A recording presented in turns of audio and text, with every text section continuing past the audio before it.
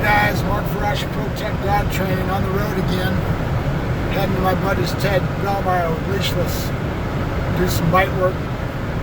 So most of you guys know that I bounce around a lot with different decoys. And there's some certain criteria that I need out of that. I don't just go to anybody. I go to people that I trust. But I've been in the industry for so long that I know pretty much everybody, and I know what qualities they have, what I need out of them, etc. I'll give you a good example. One of the best decoys in our area that's really heavy into Schutzen, and he's one of the top trainers. He's won the regionals the last couple seasons in a row. His name Oscar Mora. Oscar's very good. So when I needed something with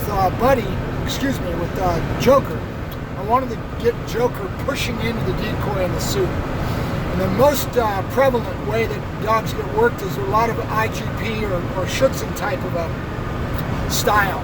And for years it's been done a certain way, and there's a lot of consistency in the work. With the training that they do, the criteria they've got to do to get certified as decoys, and as they're working their way up through the ranks as a decoy, it causes the dog to want to pull, okay? And they're all into grips, how deep the dog bites, the back of his mouth, his molars, and the dog has a tendency to pull. And so that's just part of the sport. They look for that. They look for a dog that's going to be powerful and actually take control of the decoy. And so when that happens, they're getting higher points and better points when the dog works to the criteria of the training that they're after within the sport, right? So when you get into PSA, or you get into some of the other suit work type of sports, they get into teaching the dog to push. Any type of police work, they're teaching the dog to bring it to the guy and push into the man with their fight work, with how they fight the man, right? So when I wanted to get Joker, he's been worked in a lot of Schutzen decoys and a lot more of the pulling type of a technique. But I knew that Oscar was out there and that Oscar's got the skills that I needed, so I hooked up with Oscar and had him do. I worked with him for about a month, and I'll go out and I'll pay the decoys for their services. And he was a big help. Oscar really helped me getting the dog pushing into the decoy. And he was one of the first decoys to really give me a solid baseboard for that criteria that we wanted to get out of Joker. So they call me a gypsy trainer. What that means is I'm not hooked into any club. I don't belong to a club, but I only hang out with that club. I travel all over the place because I know most anybody and I hear what's going on. So if I have a seminar that's going on, if I have something that's happening, I will get out there and get my dog worked. Example of that was that PSA certification. I took Joker out there and they needed dogs, 4 or 5 of them, to help the guys get certified for the bite work in the criteria of PSA. So in that day, Joker got about half a dozen bites, got to go through all the different scenarios, and it was a great day for him. And that's the sort of thing I look for. I've been through Alba Horse Police Canine Kennels. They'll have a thing that they do every time they bring the guys in. They do a 6-week training course with the green officer and the brand new dog that they've got going on the street. The last days that they do, the last couple, 2 or 3 days or last week, they will go to Alba Horse and they will do a decoy certification. It's basically to teach the guys how to catch dogs safely. With all the dogs that have been through their school and getting a lot of different bites and doing escapes and going into buildings, doing searches, and doing their 6-week course to get the officer to a certain standardization with his dog and getting that relationship with his dog that he's just got imported over from Europe. The last couple of days, what they will do is they will have a decoy camp where you can pay him $200 or whatever he's charging now, it might even be more, and go out, and if you have a suit, you can contact him and say, hey, I'd like to come out and do some bites. Well, as a decoy, that's a godsend, because now you're going to go out and you're going to be catching 30, 40 dogs. You better be in good shape, and it's more police scenario-based type of training, but you're going to learn how to catch a dog safely, right? And that's going to put some hair on your chest. It's going to get you up to a whole nother standard in your ability. Is it sport? No, it's not. It's more scenario-based and basically catching a dog for real. But when they do that, and they have 10, 15 guys come out there, or 5 or 6 guys come out there, however many they have sign up, they've got 40 dogs. That means each decoy is going to catch probably 10, 15, 20 dogs, you know, and that's a lot of good experience for a decoy to be able to do it. And he's learning how to do it safely and learning all the criteria that's based. It is more law enforcement, more reality-based type of training. It's not sport. But as far as getting a good feel for how to catch a dog and getting some experience under your belt, it's good stuff, you know. So I go all over the place, and I'm looking for a decoy that's going to be able to give me what I need. They've got to have the skill. They have the expertise. They've got to be able to communicate with me at an even keel and not be so into their ego trying to make themselves look good. They've got to care about the dog and the dog's development, because that's what I care about. I care about developing my animal because I'm trying to develop and produce a product, right? I want quality behind that product. So that being the case, not anybody, just anybody is going to qualify in that regards, right? And I go all over the place because it gives my dog different pictures. He sees different people, different places, and now he's going to have a lot more quality in his bite work. And when I need certain things, I will go to certain people. Example of that is I had Maury that I sold as an executive protection dog. For the last 6 months of that dog's training, and maybe 3 months, whatever it was, I was going to a ring sport trainer that's really well known in our area, that's really good, to really do a good development on leg works and leg entry. So the dog really had a good aspect of that, and it was more personal protection, more real orientation. And this gentleman's into Mondio ring, and that's more real.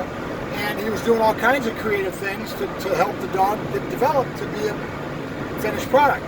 Now, I was paying him for that, but I know who's who and what do they bring to the table when they're out there working. I know who's got the skills that I need because I know who's who, right? So that's why they call me a gypsy trainer, and I go all over the place getting what I need to develop my dogs. Right now, the last month or so, a month and a half, 2 months, I've been working real heavy with Ted. Ted's pretty damn good with the tables. He's got a whole set of tables. He's very good at it. And we've been working on getting Joker to have a better out. He never has been a very good outing dog. He gets too high pitched into the fight, and I've got to go in and do a strong out with him, and there's conflict between me and him where his drive level will come way up and he doesn't want to out. And Ted's been a godsend. We now have a really pretty good damn out, right? And we're taking that from the tables to the ground, and we're doing some other things. We're just keep working methodically towards what we're working towards. And when I have people like Ted that we're good friends and we communicate pretty evenly on what we're after, it allows me to be able to, it's all about communication is what it is. It's about communication and the other person's ability to give me what I need for my dogs and to develop the dogs. Not to be so loaded up on their ego, not wanting to try to make themselves look good. That's usually a younger type of a decoy. The kids, they're just starting. And they've wrapped up in their ego and they want to make themselves look good, and they're not totally confident yet, right? The older decoys, the ones that have been around the block a lot, those are the ones I usually go to more, they don't have anything to prove. They care about the animal because they've done it enough that they don't have that chip on their shoulder. I don't know how to explain it, but I look for that, you know? And so when I'm out there looking for good decoys, I'm looking for people that can give me what I need and to communicate and be able to throw back interchange and interaction, to be able to say, hey, Mark, maybe we should do this. I know what you're after. Let me do this. You know what I mean? Like Oscar right away took lead, and he said, let me do my thing. Stay out of my way. And it was perfect, you know, because that shows confidence, right? And so I stood back and I let him take lead, and that's usually what I do. You have to be able to allow the person that's working with you to feel fulfilled in their knowledge and their ability and being able to do what they're doing, right?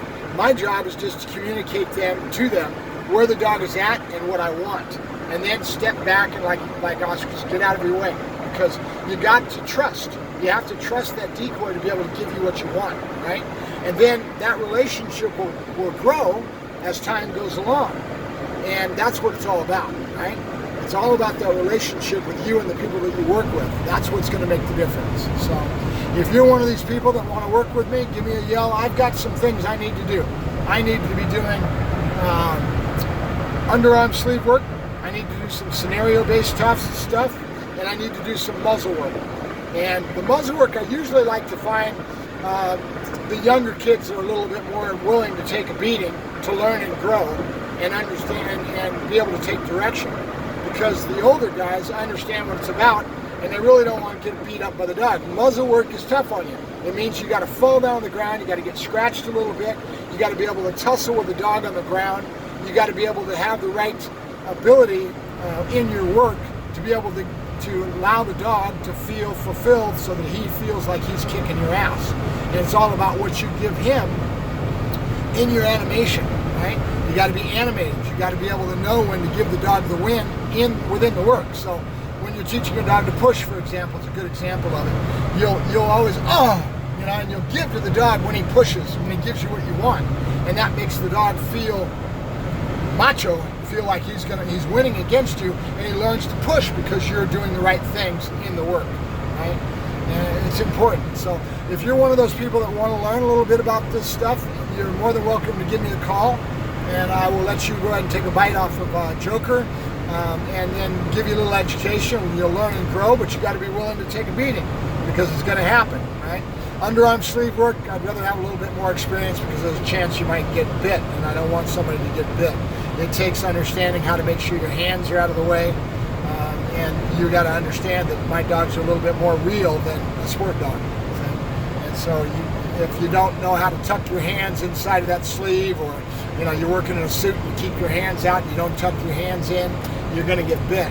Or you got to have the equipment to handle that. They've got a special cuff they put on over the hand that'll give you the protection.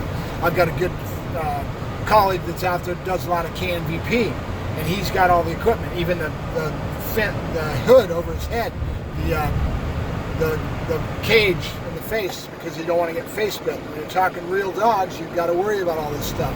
I've got a couple dogs that are pretty real. We're going to be getting Bravo out again. There's another dog I'll be getting out. Just started taking them out this morning again, so it's going to be happening. But if you're a younger person, you want to get into this stuff, you want to do some bite work, give me a yell. I need some meat, is what we call it.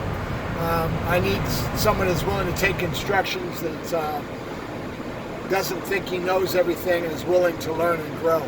So give me a yell.